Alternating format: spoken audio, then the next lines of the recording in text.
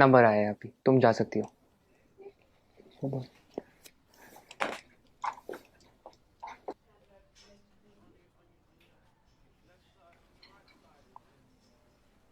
आप software engineer हो क्या? आप लोगों ने देश में कितनी तरक्की लाई है, सब कुछ कितना एडवांस हो गया है। थैंक्स। आप लोगों को देख के तो मैं एकदम हैरान हो जाता हूँ। आप कंप्यूटर में अंदर कुछ कोड करते हो और बाहर दुनिया बदल जाती है। इतना आसान नहीं है दोस्त, ये कुछ कोड का काम नहीं है, काफी मेहनत जाती है इसके पीछे। कॉम्प्लिकेटेड है, काफी कॉम्प्लिकेटेड। वाकई, इसीलिए तो आपको इतनी तनख्वाह मिलती होगी ना। Why does everyone just sees the money in it? इसके पीछे की मेहनत कोई नहीं देखता।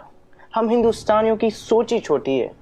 जस्ट बिकॉज मैं पूरा दिन एसी ऑफिस में होता हूँ और ऑब्वियसली मुझे पसीना तो आता ही नहीं होगा, right?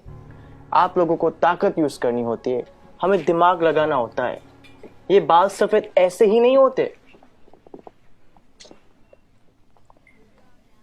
Let me give you an example. वो ईसीजी मशीन देखो, सब कुछ कंप्यूटराइज्ड है। आपके बॉडी में क्या क्या चल रहा है सब कंप्यूटर से निकाल सकते हैं। प्लेन की, ट्रेन की, लाखों रिजर्वेशन ऑनलाइन होती है। बैंक के ट्रांजैक्शन सब एक सिंगल डेटाबेस में। Data integrity, locking, data security. कुछ आइडिया ये सब डिजाइन करना कितना कॉम्प्लिकेटेड है? और आप कह रहे कि कोडिंग करना आसान है। आप ये सब कोड करना जानते हो? पहले करता था, अब मैं प्रोजेक्ट मैनेजर हूँ, मेरी टीम सब करती है। ओह, तो अब काम आसान हो गया होगा।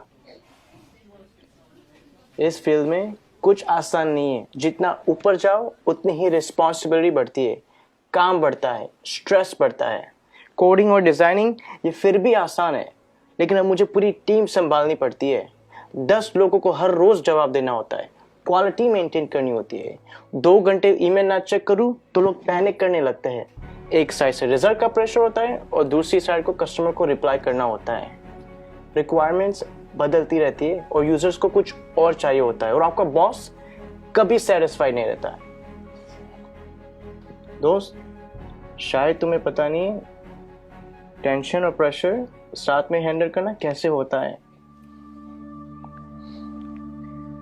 मुझे पता है सर, टेंशन और प्रेशर दोनों साथ में हैंडल किया है। 6 साल पहले की बात है। हम लगभग 30 लोग रात के 3 बजे पॉइंट 4875 को कैप्चर करने के लिए बढ़ रहे थे। दुश्मन ऊपर से फायरिंग कर रहा था। अगली गोली किसके नाम पे लिखी थी पता नहीं था। उजाले से पहले हमें वहां पहुंचना था। वक्त काफी कम था हमारे पास।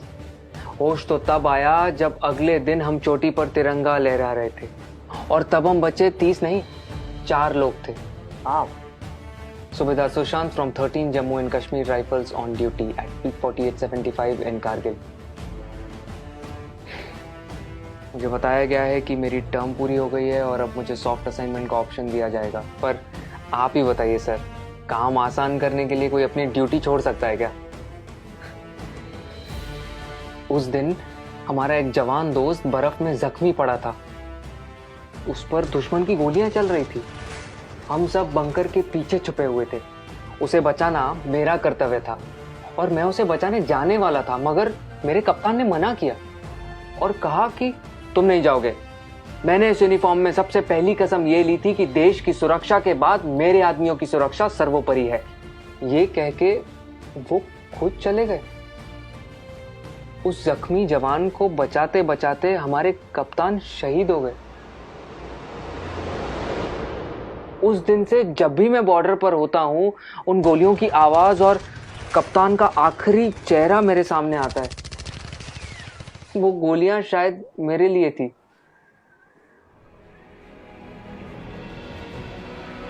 टेंशन और प्रेशर दोनों के साथ काम करना जानता हूं मैं।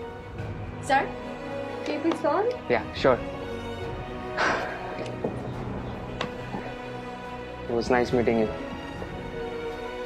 Thank you for your service. जय हिंद। जय हिंद।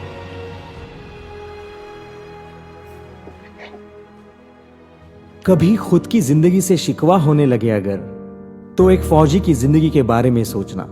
खुद की हर मुश्किल आसान लगेगी। जो खुद की सांसें दांव पर लगाकर पूरे देश की सांसें चलाते हैं, हर वक्त जान हथेली पर होती है फिर भी हमेशा मुस्कुराते रहते हैं। जिन्होंने डर को भी डराया है और देश के लिए जीना क्या होता है, ये इन सरहद के पहरेदारों ने हमें सिखाया है। तो अगली बार जब कोई चुनौती तुमसे तुम्हारा सुख चैन छीनेगी, तो एक फौजी की जिंदगी के बारे में जरूर सोचना। खुद की हर मुश्किल आसान लगेगी।